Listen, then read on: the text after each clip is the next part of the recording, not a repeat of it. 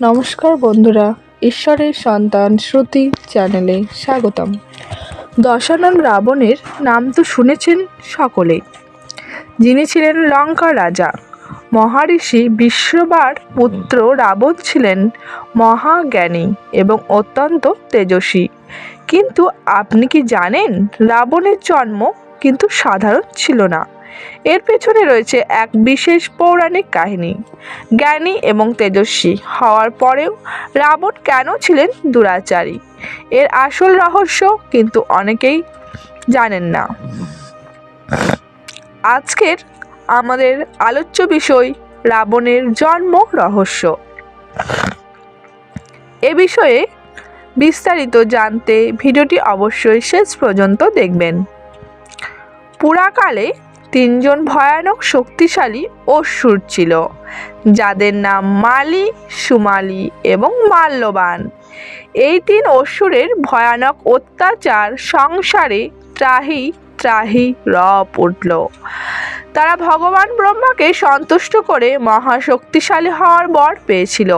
তাদের হাত থেকে রক্ষা পেতে সমস্ত দেবতারা ভগবান শিবের কাছে গিয়ে সাহায্য প্রার্থনা করলেন। ভগবান শিব তাদেরকে ভগবান বিষ্ণুর আরাধনা করতে বললেন। দেবতাদের প্রার্থনায় ভগবান বিষ্ণু সাড়া দিলেন এবং তাদের বিপদ মুক্ত করায় আশ্বাস দেন। এরপর ভগবান বিষ্ণুর সাথে মালি, সুমালি এবং মাল্যবানের ভয়ানক যুদ্ধ শুরু হয়। এই মহাযুদ্ধে মালির মৃত্যু হয় এবং সুমালি ও মাল্যবান ভয়ে পালিয়ে যায়। তারা পাতালের মধ্যে লুকিয়ে পড়ে। শক্তিহীন হয়ে যাওয়ার জন্য তারা দেবতাদের ভয়ে ভুলোকে আসতে পারে না। তখন সুমালি তার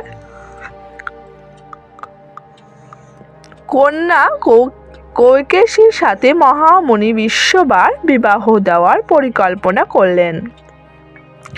এতে দেবতারা আক্রমণ করবে না আর এক শক্তিশালী সন্তানেরও জন্ম হবে, এমনটাই বুদ্ধি করলেন সুমালি। পিতার কথা মতো ঋষি বিশ্ববার সাথে দেখা করতে কৈকেশী মর্তলোকে গেলেন।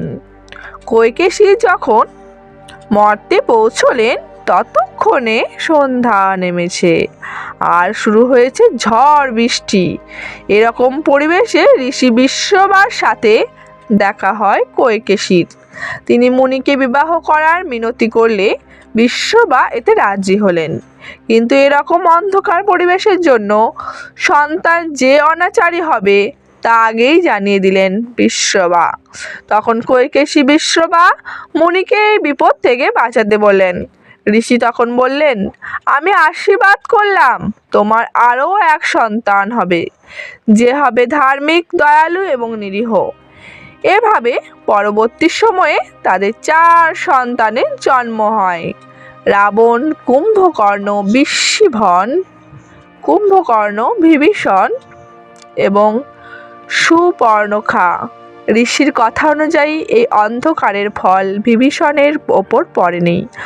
অসুর এবং ঋষির সন্তান বিভীষণের গুণ ছিল ঋষির মতো, যেটা অবশ্যই এক বিরল ঘটনা। কিন্তু নক্ষত্রের দোষে রাবণ এবং কুম্ভকর্ণ হয়ে উঠলেন দুরাচারী, যদিও এক্ষেত্রে কুম্ভকর্ণ কিছুটা ধার্মিক ছিলেন। আজকের ভিডিওটি ছিল রাবণের জন্ম রহস্যের ওপর। ভিডিওটি ভালো লেগে থাকলে কমেন্ট এবং শেয়ার করতে ভুলবেন না। পরবর্তী ভিডিওতে আপনারা কোনো পৌরাণিক তথ্য সম্পর্কে জানতে চান তা আমাদের কমেন্ট বক্সে জানান। ভালো থাকবেন, সুস্থ থাকবেন, ধন্যবাদ।